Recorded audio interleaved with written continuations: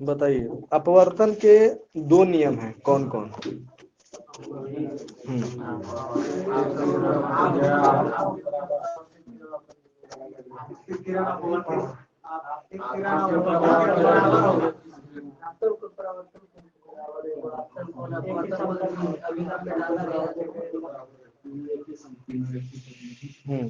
आपतित किरण, अविलंब तथा अपवर्तित किरण तीनों एक ही समतल में हो।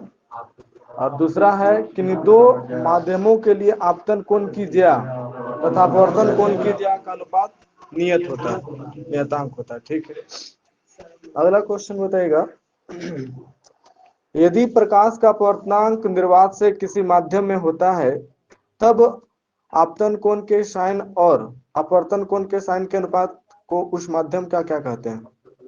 हाँ, निरपेक्ष अपवर्तनांक। हाँ, निरपेक्ष अपवर्तनांक कहते हैं, एब्सोल्यूट।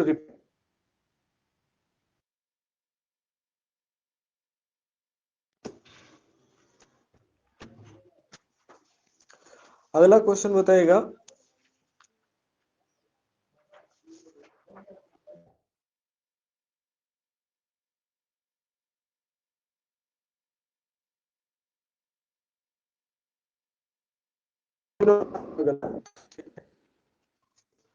अगला क्वेश्चन बताइएगा,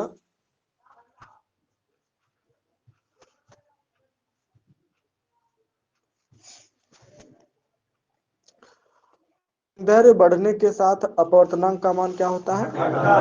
हाँ, कम हो जाता है। ठीक है, अगला क्वेश्चन बताइएगा, किस रंग का अपवर्तनांक सबसे कम होता है?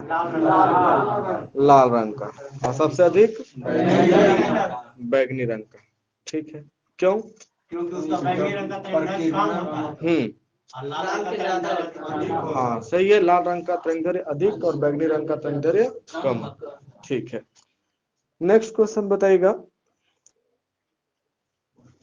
ताप बढ़ने पर सामान्यतः अपवर्तनांक पर क्या प्रभाव पड़ता है? हाँ, घटता है। सही है, अगला क्वेश्चन बताइएगा, द्रव में अंशतः डूबी हुई सीधी छड़ टेढ़ी दिखाई पड़ती है, क्यों? हाँ सही है, प्रकाश के अपवर्तनांक के कारण। ठीक है,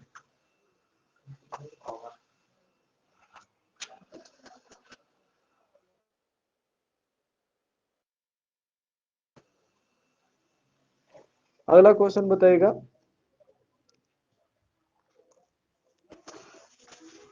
यदि आपतन कोण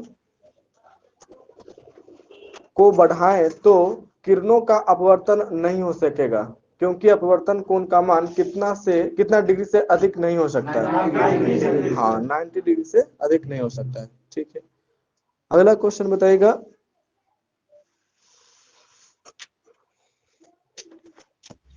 पानी के लिए अपवर्तनांक कितना होता है?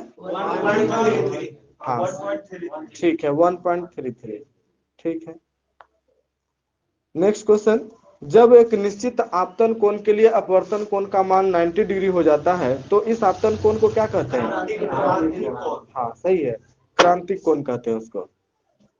अगला क्वेश्चन बताइएगा, हीरा का अपवर्तनांक कितना होता है? ठीक है, 2.42। नेक्स्ट क्वेश्चन, क्राउन कांच का अपवर्तनांक कितना होता है? हाँ ठीक है, 1.52 क्राउन कांच का। और फ्लंट कांच का होता है? ठीक है, 1.65। ठीक है, अगला क्वेश्चन, पानी का क्रांतिक कोण कितना डिग्री होता है? हाँ ठीक है, 48.5। और बताएगा क्राउन कांच का क्रांतिक कोण?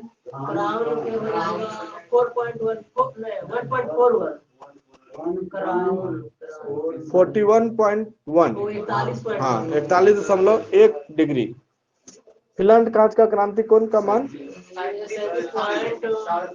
हाँ, 37.4 डिग्री। ठीक है, और हीरा का क्रांतिक कोण? हाँ ठीक है, 24.4 डिग्री। ठीक है,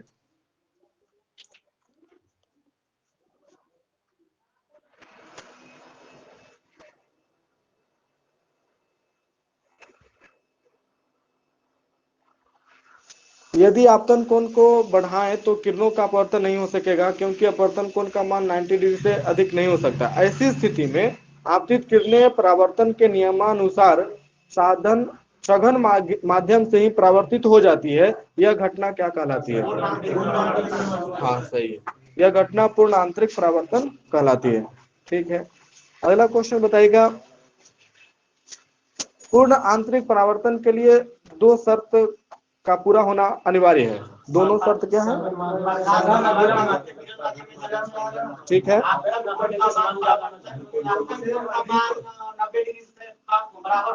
से बड़ा होना चाहिए। हाँ, आपतन कोण का मान क्रांति कोण से बड़ा है। ठीक है, और प्रकाश सघन माध्यम से विरल माध्यम में जा रहा हूँ। ठीक है,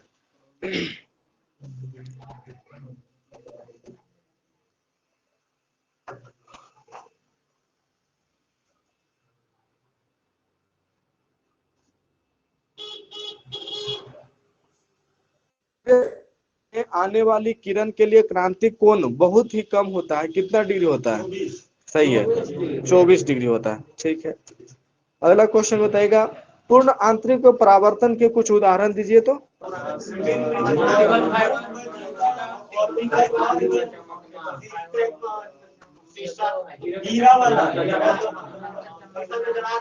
हाँ, दरार का चमकना। हाँ, चमकना। ठीक है, सही है।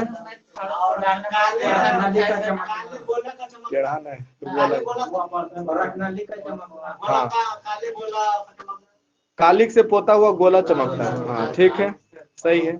और पानी में हवा के बुलबुला चमकता है। ये सब है पूर्ण आंतरिक परावर्तन के उदाहरण है। ठीक है,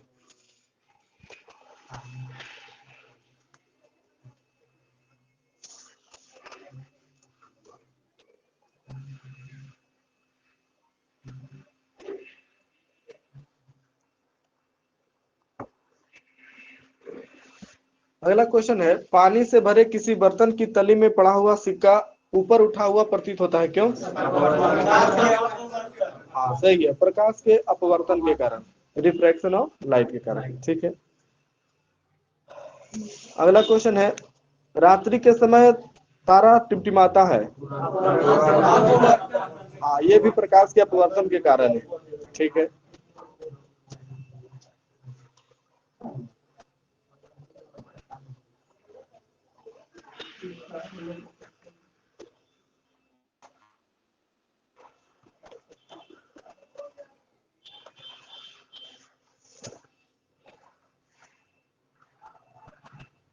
अगला क्वेश्चन है। प्रकाशिक तंतु के तकनीक के जनक कौन है? हाँ ठीक है, चार्ल्स के काव। हाँ, चार्ल्स के काव। ठीक है, चार्ल्स के काव। इस तकनीक के आविष्कार के लिए चार्ल्स के काव को नोबेल पुरस्कार कब मिला था? हाँ सही है, 2009 में। ठीक है,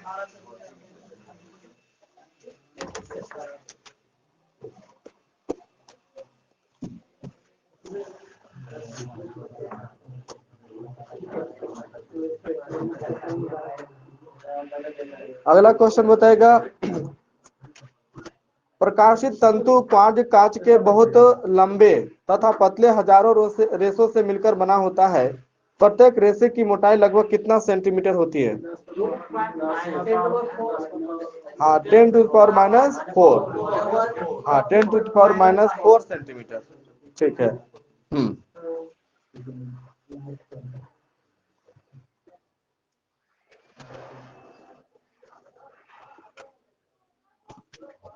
अगला क्वेश्चन। मनुष्य के शरीर के आंतरिक भागों के निरीक्षण के लिए कौन सा यंत्र का प्रयोग किया जाता है? हाँ सही है, इंडोस्कोप, अंतःदर्शी। ठीक है, हाँ, पूर्ण आंतरिक परिवर्तन के सिद्धांत पर कार्य करता है। ठीक है,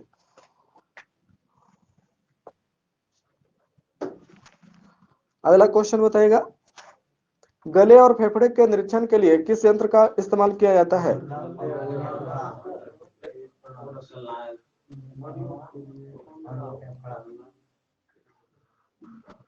उस यंत्र का नाम है ब्रोंकोस्कोप। हाँ, ब्रोंकोस्कोप। हाँ, ठीक है। और पेट के निरीक्षण के लिए, हाँ, गैस्ट्रोस्कोप। गैस्ट्रोस्कोप, ठीक है। और कान के आंतरिक भाग के निरीक्षण के लिए किस यंत्र का प्रयोग करते हैं?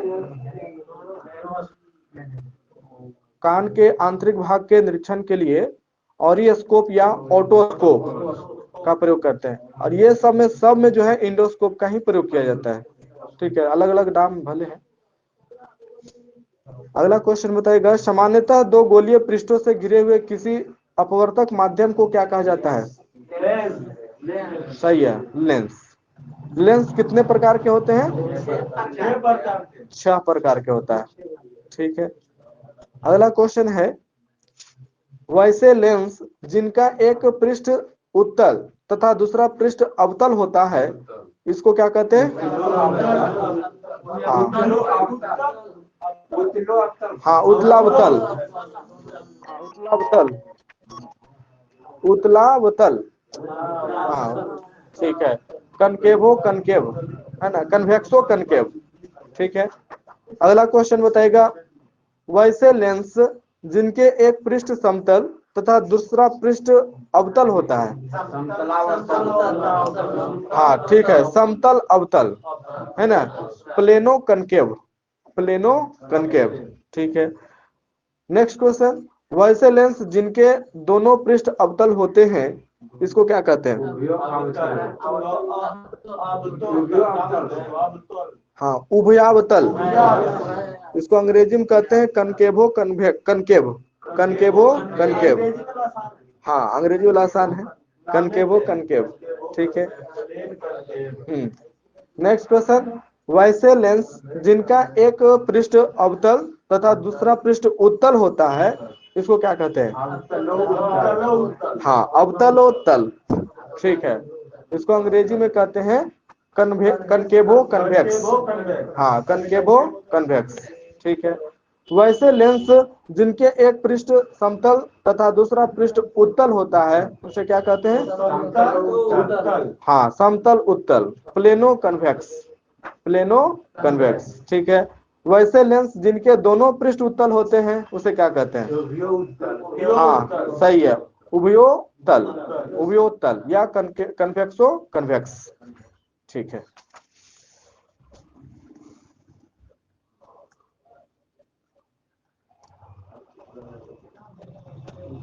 नेक्स्ट क्वेश्चन बताएगा, लेंस के अंदर स्थित वह बिंदु जिससे गुजरने पर प्रकाश किरणें का विचलन नहीं होता, क्या कहलाता है?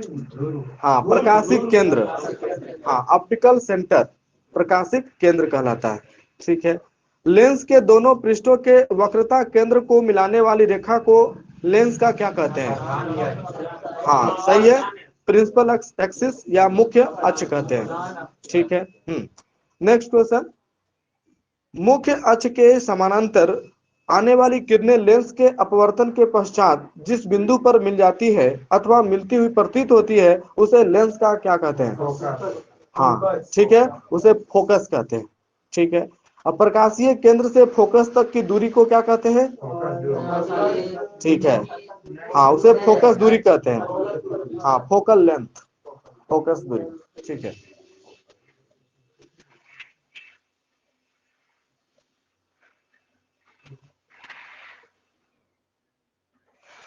आगे इसमें फिजिक्स में पढ़ेगा, पेज नंबर 35-36।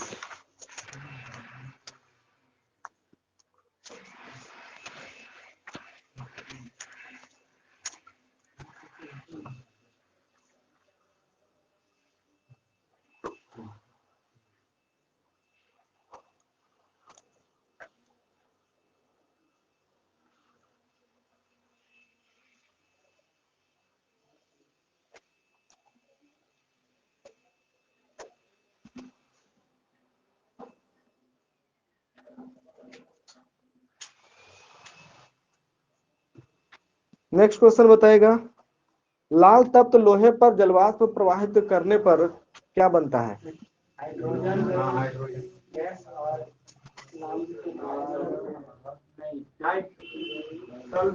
हाँ, फेरसोफेरिक ऑक्साइड और हाइड्रोजन गैस। ठीक है। फेरोफेरिक ऑक्साइड और हाइड्रोजन गैस। ठीक है, अगला क्वेश्चन बताएगा, लाल तप्त लोहा हैलोजन से प्रतिक्रिया कर क्या बनाता है? सही है, हैलाइड।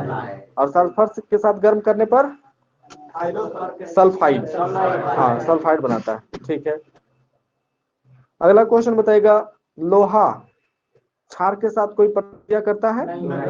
नहीं करता है। ठीक है,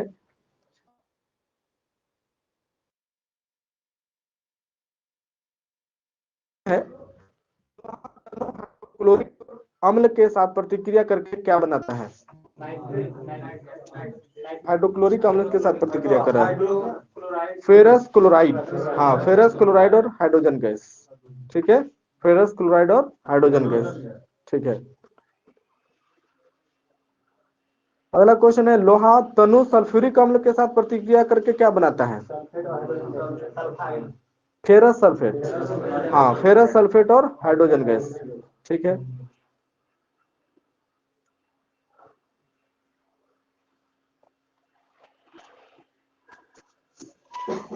अति सांद्र या सधूम नाइट्रिक अम्ल में लोहे का टुकड़ा डालने पर कोई प्रतिक्रिया नहीं होती है।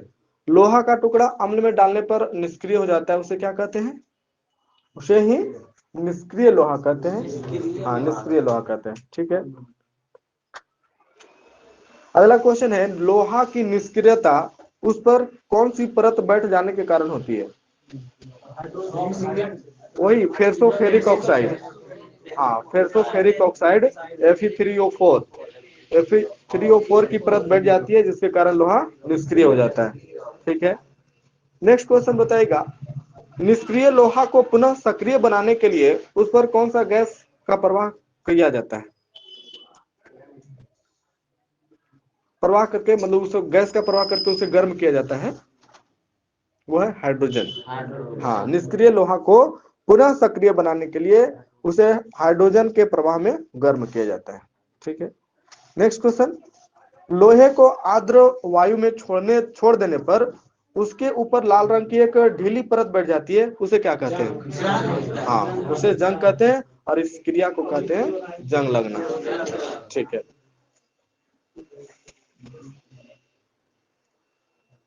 नेक्स्ट क्वेश्चन बताएगा, लोहे को जंग से बचाने के लिए कौन कौन से उपाय किया जा सकता है? हाँ, उसी कहते हैं जस्टिकरण। हाँ ठीक है,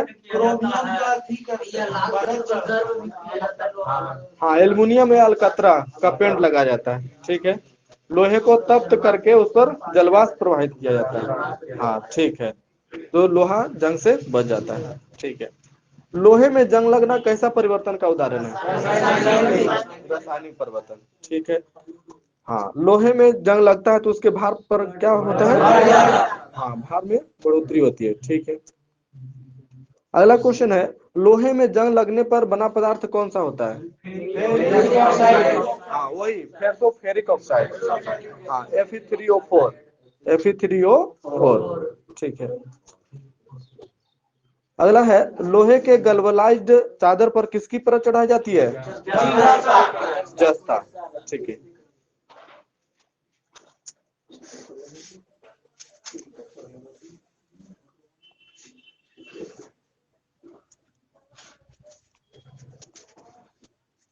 इस्पात को लाल तप्त कर जल या तेल में डुबाकर शीघ्र ही ठंडा करने से इस्पात अत्यंत कठोर एवं भंगुर हो जाता है। इस क्रिया से इस्पात अत्यंत कठोर एवं भंगुर हो जाता है, यह क्रिया क्या कहलाता है? हाँ, यह क्रिया कहलाता है इस्पात का कठोरीकरण। हाँ, इस्पात का कठोरीकरण, अंग्रेजी में कहते हैं उसको टेम्परिंग ऑफ स्टील। हाँ, टेम्परिंग ऑफ स्टील। ठीक है,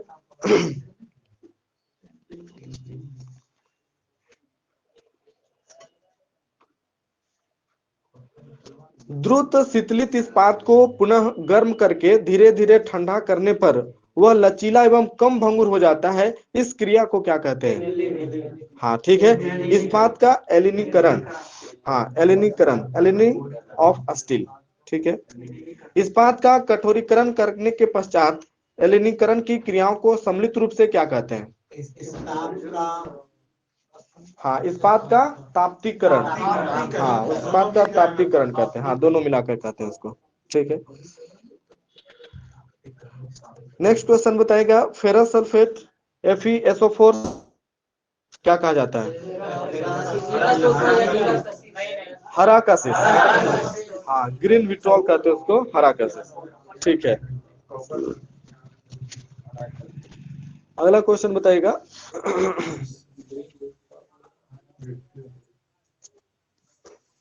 आयरन सल्फाइड को क्या कहा जाता है? हाँ, उसे मतलब व्यापारिक रूप से क्या कहते हैं उसको? सल्फाइड को झूठा सोना या बेवकूफ सोना, हाँ उसी कहते हैं।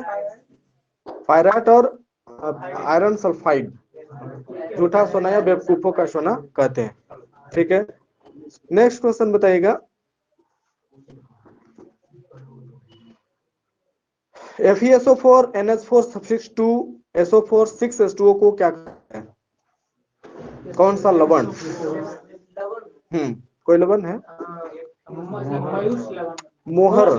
हाँ, मोहर लवण कहते हैं उसको, मोहर लवण। ठीक है, अगला क्वेश्चन है, शरीर में लोहे की कमी से कौन सा रोग? एनीमिया। और अधिकता से लौहमयता।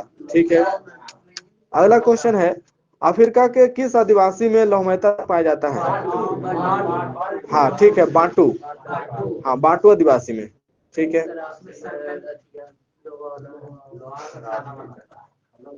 अगला क्वेश्चन बताइएगा, किस प्रक्रम से या किस प्रोसेस से बृहत मात्रा में पिग आयरन से इस्पात का उत्पादन होता है? Pig pig PIG।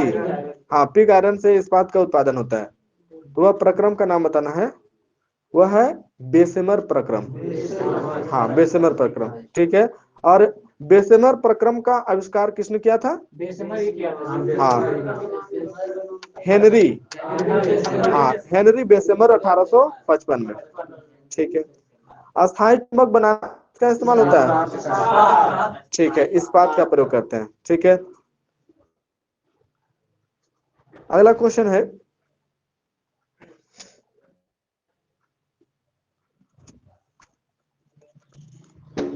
आदि मानव द्वारा सबसे पहले कौन सा धातु का उपयोग किया गया था? तांबा। तांबा का निष्कर्षण मुख्यतः किस अयस्क से किया जाता है? हाँ हाँ, ठीक है, कॉपर पायराइट्स। ठीक है, अगला क्वेश्चन बताएगा, कॉपर पायराइट अयस्क का सांद्रण किस विधि द्वारा किया जाता है? कॉपर पायराइट अयस्क का सांद्रण किस विधि द्वारा किया जाता है? उस विधि का नाम है फेन प्लवन विधि। हाँ, फेन प्लवन विधि। ठीक है, अगला क्वेश्चन बताएगा,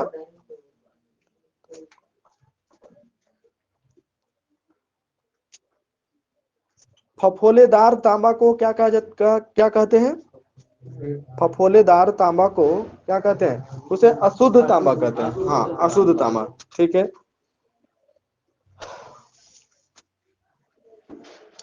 फफोलेदार तांबा कितना प्रतिशत शुद्ध होता है? 80%। 98%। हाँ, 98% शुद्ध होता है। ठीक है,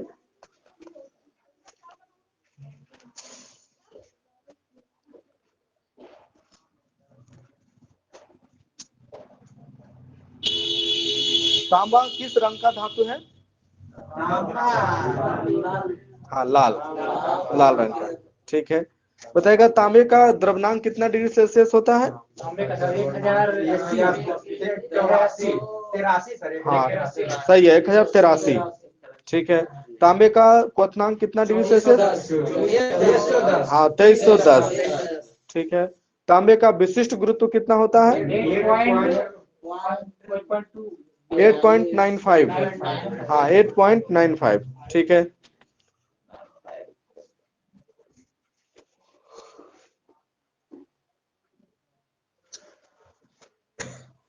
नेक्स्ट क्वेश्चन बताइएगा, तांबा साधारण ताप पर शुष्क हवा से कोई प्रतिक्रिया नहीं करता, यह आर्द्र हवा में धीरे धीरे भस्मिक किस रूप में बदल जाता है, परिणत हो जाता है? कार्बोनेट। हाँ, कार्बोनेट के रूप में बदल जाता है। ठीक है। क्या तांबा HCl से कोई प्रतिक्रिया करता है? नहीं करता है। ठीक है। तनु HCl, हाँ, तनु HCl से कोई प्रतिक्रिया नहीं करता है, जबकि सांद्र HCl से प्रतिक्रिया करके क्या निर्माण करता है? Cupric chloride. हाँ, क्यूप्रिक क्लोराइड का निर्माण करता है। ठीक है।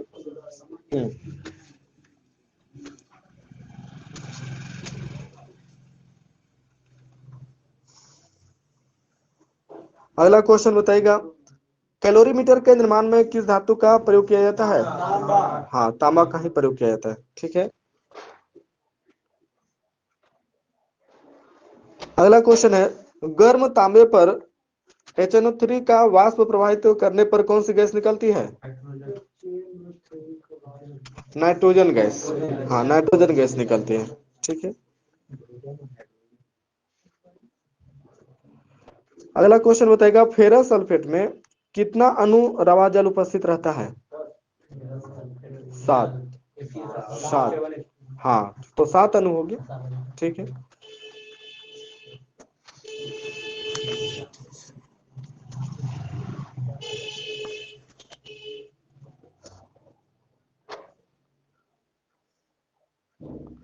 अगला क्वेश्चन बताएगा, पीतल एक मिश्र धातु है, इसमें कॉपर कितना % होता है? कॉपर 70 और जस्ता 30। हाँ, जस्ता 30। ठीक है। अगला क्वेश्चन बताएगा, गन मेटल किसका किसका मिश्रण है? हाँ, ठीक है। हाँ, कॉपर जस्ता टिन। ठीक है। जर्मन सिल्वर किसका किसका मिश्रण है? हाँ, ठीक है, कॉपर जस्ता निकेल। ठीक है।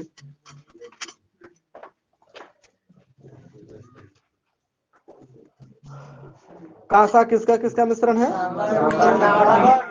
ठीक है, तांबा टिन। 88-12।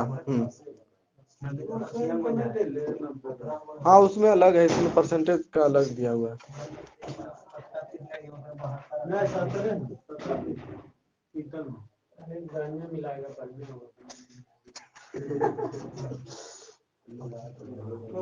अगला क्वेश्चन बताएगा, क्यूप्रिक सल्फेट को और किस नाम से जाना जाता है? क्यूप्रिक सल्फेट को और किस नाम से जाना जाता है? नीला थोथा या नीला कशिश। हाँ, नीला थोथा या नीला कशिश। हाँ। अगला क्वेश्चन है, टिन की अधिक मात्रा युक्त कांसा को क्या कहते हैं? हाँ, सही है, श्वेत कांसा। अगला क्वेश्चन, तांबे की एक मिश्र धातु जिसका उपयोग सस्ते आभूषणों के निर्माण में होता है।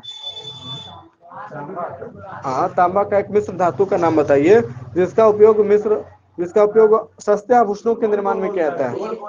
Roll gold. हाँ, रोल गोल्ड। ठीक है।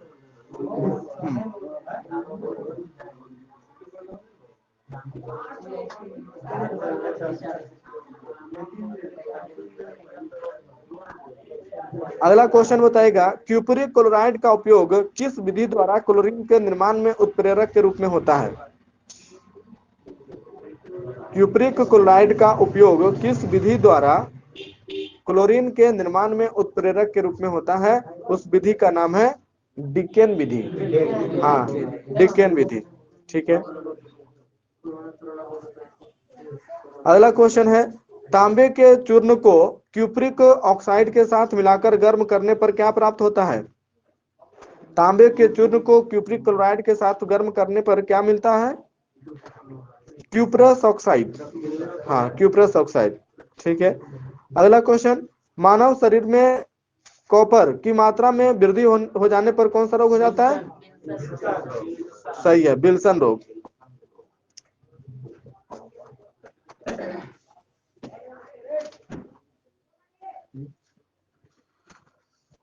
जस्ता प्रकृति में मुक्त अवस्था में नहीं पाया जाता है, यह संयुक्त अवस्था में विभिन्न अयस्कों के रूप में पाया जाता है। यह किस अयस्क के रूप में प्रचुर मात्रा में मिलता है? हाँ सही है, जिंक ब्लेंड और कैलामाइन। हाँ, जिंक ब्लेंड और कैलामाइन। ठीक है। जस्ता का द्रव्यमान कितना डिग्री सेल्सियस होता है? 419। हाँ 419। ठीक है। और जस्ता का क्वथनांक कितना होता है? 920। और जस्ता का विशिष्ट गुरुत्व कितना होता है? हाँ ठीक है, 7.1।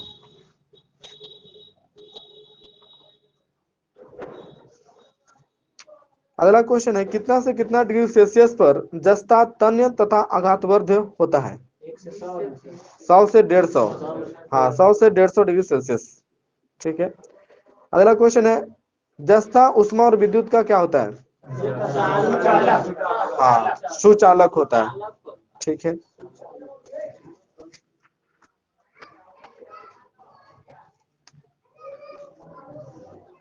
अगला क्वेश्चन बताइएगा, जस्ता तनु सल्फ्यूरिक अम्ल के साथ प्रतिक्रिया कर कौन सा गैस मुक्त करता है? जस्ता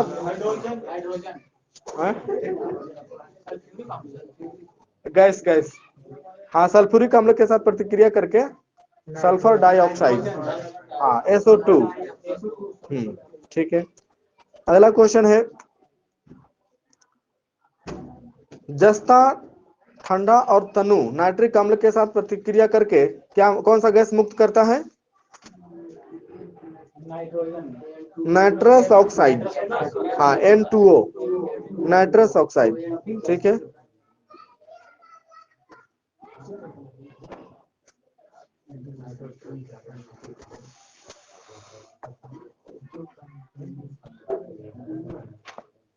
अगला क्वेश्चन बताएगा, युद्ध क्षेत्र में धूम्रपट बनाने में किसका इस्तेमाल किया जाता है? धातुओं के नाम बताना है। युद्ध क्षेत्र में धूम्रपट बनाने में जस्ता का ही उपयोग किया जाता है। हाँ जस्ता। ठीक है। अगला क्वेश्चन बताइएगा, जिंक सल्फेट को और क्या कहा जाता है? हाँ सफेद थोथा। हाँ सफेद थोथा या सफेद कशिश, व्हाइट विट्रॉल। ठीक है। जिंक ऑक्साइड यह एक उभयधर्मी ऑक्साइड है, इसे क्या कहते हैं? कौन सा उल कहते हैं? जिंक ऑक्साइड को क्या कहते हैं? उसे कहते हैं फिलोसफर उल। हाँ फिलोसफर उल। हाँ।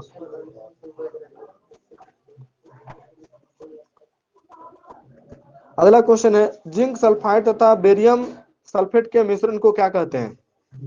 जिंक सल्फाइड तथा बेरियम सल्फेट के मिश्रण को क्या कहते हैं? उसे कहते हैं लिथोपोन। हाँ लिथोपोन कहते हैं।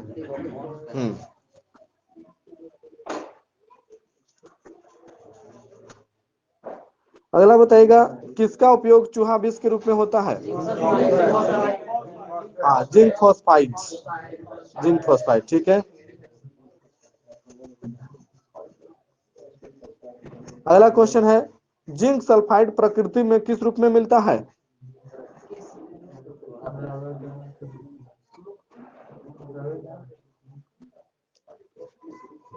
जिंक ब्लेंड के रूप में मिलता है। हाँ जिंक सल्फाइड प्रकृति में जिंक ब्लेंड के रूप में मिलता है।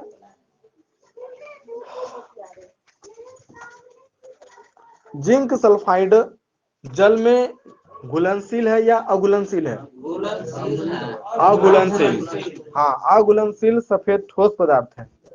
ठीक है।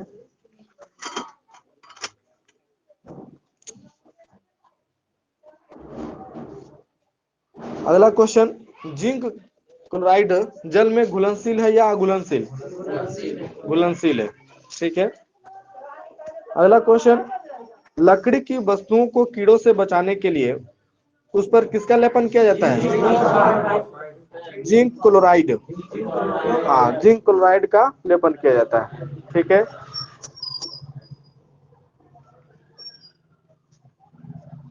अगला क्वेश्चन बताइएगा, किसका प्रयोग चर्म रोग की दवा बनाने में किया जाता है? किसका उपयोग चर्म रोग की दवा बनाने में किया जाता है? जिंक कार्बोनेट, हाँ जिंक कार्बोनेट। ठीक है, अगला क्वेश्चन, चांदी का निष्कर्षण मुख्यतः किस अयस्क से किया जाता है? सही है, आर्जेंटाइट। ठीक है, और किस विधि द्वारा किया जाता है? चांदी का निष्कर्षण किस विधि द्वारा किया जाता है? उस विधि का नाम है मैकआर्थर साइनाइड विधि। हाँ, मैकआर्थर साइनाइड विधि। ठीक है,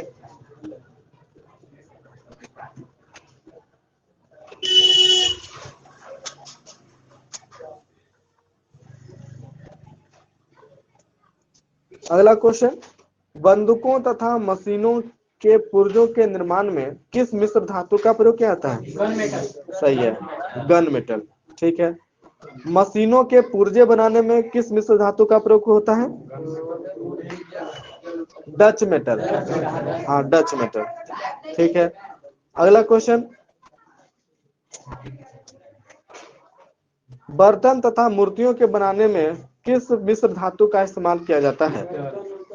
हाँ पीतल, कांसा, जर्मन सिल्वर।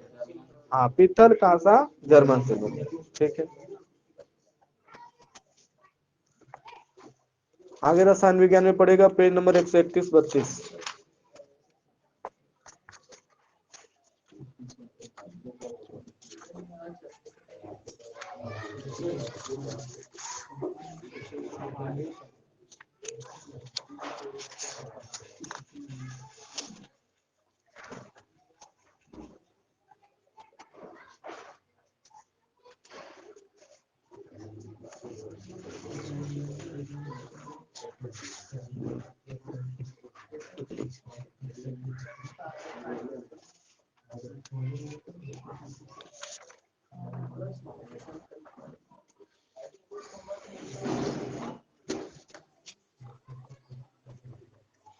चलिए बताइएगा, किस शोषण में ऑक्सीजन की अनुपस्थिति में, कौन सा शोषण ऑक्सीजन की अनुपस्थिति में होता है?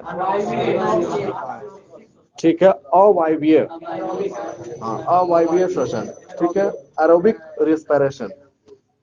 ठीक है, अनएरोबिक, हाँ एनारोबिक रेस्पिरेशन। ठीक है, अगला क्वेश्चन बताइएगा,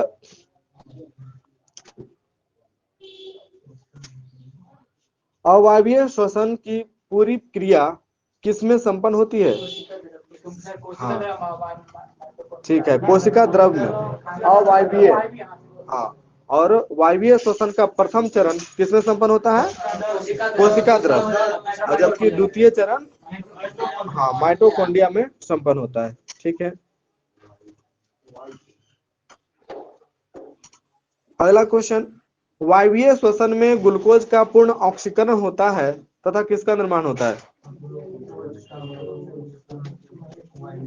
वायवीय श्वसन में ग्लूकोज का पूर्ण ऑक्सीकरण होता है तथा किसका निर्माण होता है? CO2 और जल, हाँ CO2 और जल का निर्माण होता है। ठीक है, नेक्स्ट क्वेश्चन, अवायवीय श्वसन में ग्लूकोज का आंशिक ऑक्सीकरण होता है और किसका निर्माण होता है? पायरुवेट, इथेनॉल और लैक्टिक अम्ल, इथेनॉल और लैक्टिक अम्ल का निर्माण होता है। ठीक है, अगला क्वेश्चन है,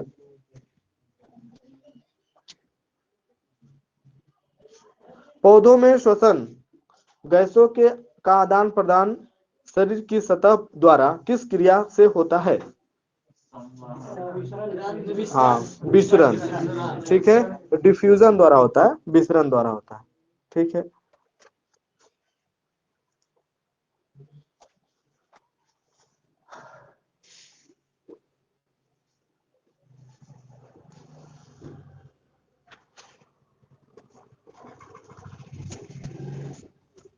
अगला क्वेश्चन बताइएगा,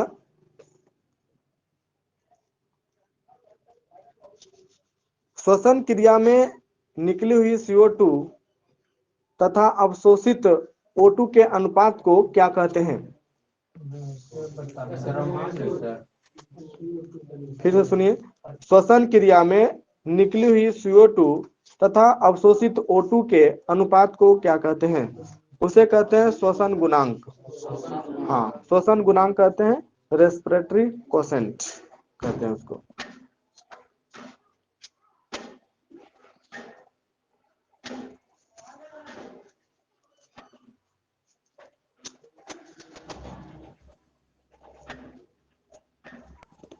अगला क्वेश्चन बताएगा, शर्करा के लिए श्वसन गुणांक का मान कितना होता है? शर्करा के लिए श्वसन गुणांक का मान होता है 1। हाँ, 1 होता है। ठीक है। वसा या प्रोटीन के लिए श्वसन गुणांक का मान कितना? 1 से कम होता है। ठीक है। अगला क्वेश्चन, श्वसन गुणांक का मापन किसके द्वारा किया जाता है?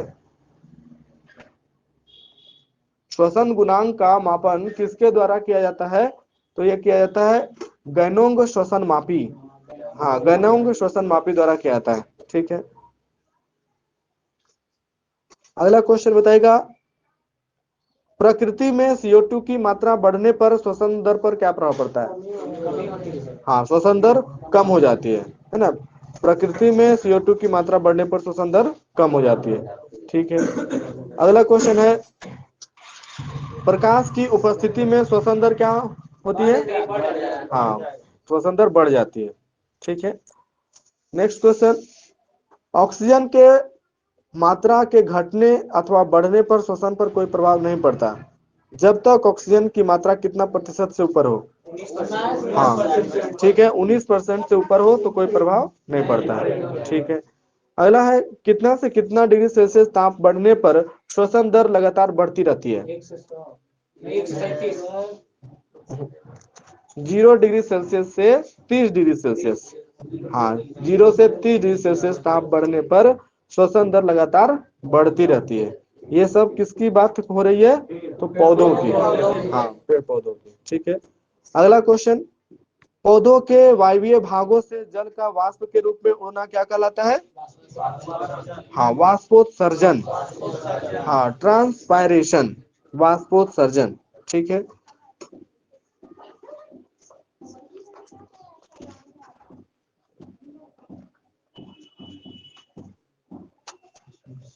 अगला क्वेश्चन बताएगा, अनुकूलतम अवस्थाओं में पत्ती द्वारा उसके भार के समान जल के वाष्पोत्सर्जन में कितना समय लगता है? घंटा में बताना है कितना समय लगता है। फिर से सुनिए, अनुकूलतम अवस्थाओं में पत्ती द्वारा उसके भार के समान जल के वाष्पोत्सर्जन में कितना समय लगता है? 1 घंटा से भी कम। हाँ, 1 घंटा से भी कम समय लगता है। ठीक है।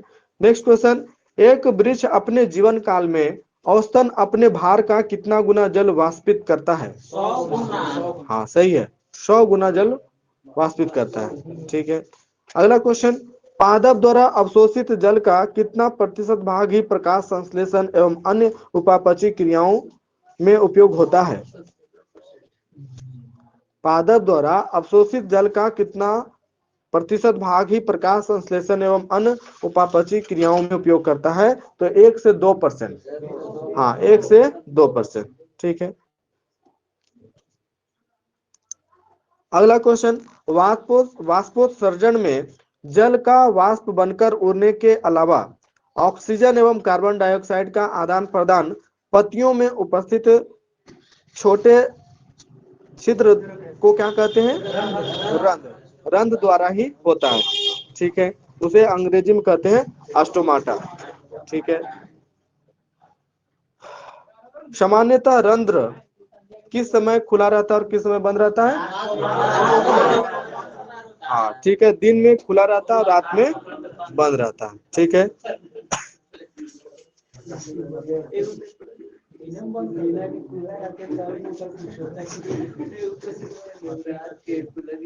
अगला क्वेश्चन, वाष्पोत्सर्जन मुख्यतः 4 प्रकार का होता है, कौन कौन?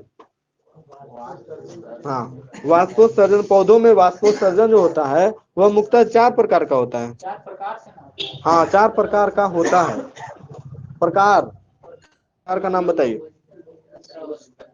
यह पत्रीय वाष्पोत्सर्जन, उप त्वचीय वाष्पोत्सर्जन, वातस्पंथीय वाष्पोत्सर्जन और बिंदु स्राव। हाँ, बिंदु स्राव। ठीक है। अगला क्वेश्चन है, बिंदु स्राव सामान्यतः किस समय होता है? हाँ, रात में होता है। हाँ, बिंदु स्राव जो होता है वह सामान्यतः रात में होता है। इसमें क्या होता है, पत्तियों के किनारे से जल बूंद बूंद के रूप में निकलता रहता है। ठीक है। हाँ, बिंदु स्राव के द्वारा निकलने वाले जल में कुछ कार्बनिक एवं अकार्बनिक पदार्थ भी मौजूद रहते हैं। नेक्स्ट क्वेश्चन बताइएगा।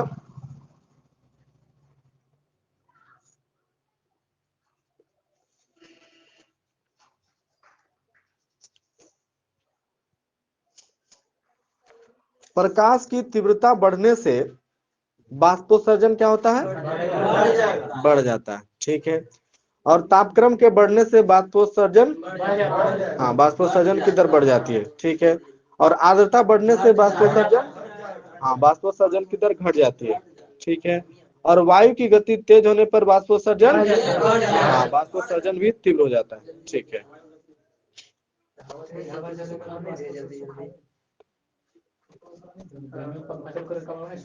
चलिए, अगला क्वेश्चन बताइएगा, बाष्पोत्सर्जन का महत्व क्या है?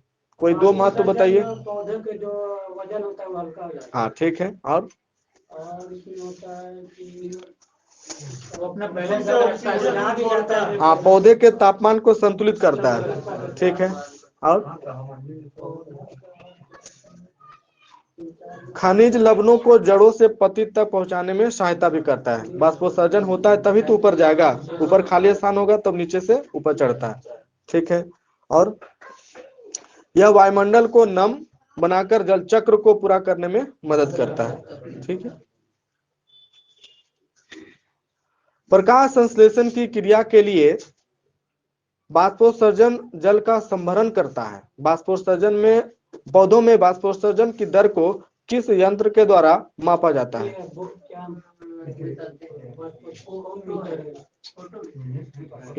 ये जो नाम है पहले भी आया है, गैनोंग। हाँ, गैनोंग फोटोमीटर। हाँ, ठीक है, गैनोंग फोटोमीटर। हाँ, फोटोमीटर ही देता है। हाँ, चलिए नेक्स्ट क्वेश्चन। पौधों की जैविक क्रियाओं के बीच समन्वय स्थापित करने वाले रासायनिक पदार्थ को क्या कहते हैं? उसे कहते हैं पादप हार्मोन। हाँ, पादप हार्मोन या फाइटो हार्मोन। हाँ, पादप हार्मोन या फाइटो हार्मोन। ठीक है। रासायनिक संगठन या कार्यविधि के आधार पर हार्मोन्स कई प्रकार के होते हैं। कौन कौन? ठीक है।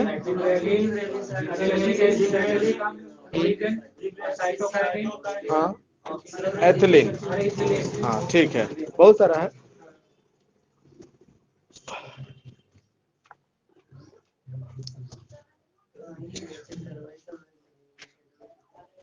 हाँ, इससे अच्छा उसमें दिया हुआ है। नेक्स्ट क्वेश्चन बताइएगा, कौन सा पादप हार्मोन पत्तियों के झड़ने तथा फूलों के गिरने को नियंत्रित करता है? हाँ, ऑक्सिन। ऑक्सिन। ठीक है। अगला क्वेश्चन है, कौन सा पादप हार्मोन बीजों की सुसुप्तावस्था को भंग करके उन्हें अंकुरित होने के लिए प्रेरित करता है? सही है, जिब्रेलिन।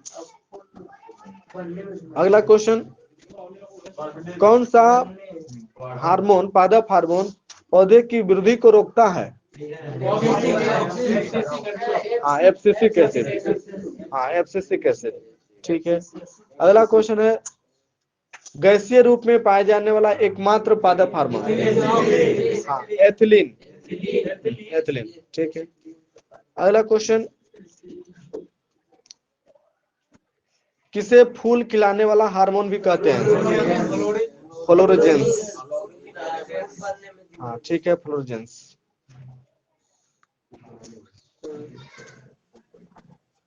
पौधों में किसी भी प्रकार का विघ्न जो उसकी सामान्य संरचना, कार्य अथवा आर्थिक उपयोगिता में अवरोध उत्पन्न करता है, क्या कहलाता है? वो कहलाता है पादप रोग। हाँ, प्लांट डिजीज कहलाता है। ठीक है। भारत जैसे कृषि प्रधान देश में विभिन्न पादप रोग, कीट, खरपतवार आदि से कुल खाद्यान्न का लगभग कितना प्रतिशत प्रति वर्ष नुकसान होता है? 18%। हाँ, 18% प्रति वर्ष ये सब से, है ना, पादप रोग, कीट, खरपतवार से नुकसान होता है। ठीक है, अगला क्वेश्चन, कौन सा पादप हार्मोन पत्तियों के झड़ने तथा फलों के गिरने को नियंत्रित करता है? वही है, ऑक्सिन सी है। नेक्स्ट क्वेश्चन बताइएगा। हाँ, एथिलीन, एथिलीन। ठीक है,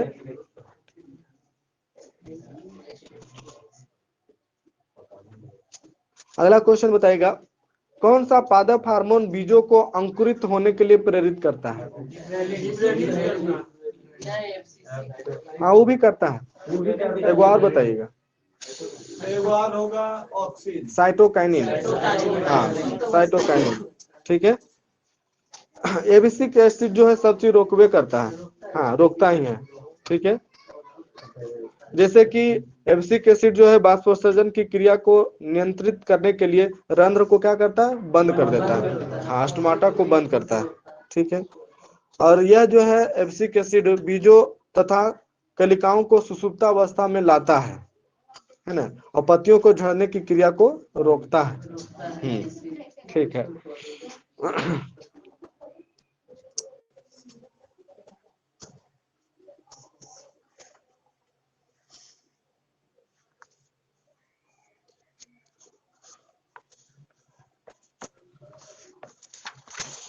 चलिए आगे इसमें पढ़ लीजिएगा। बायोलॉजी में पेज नंबर 216, 217।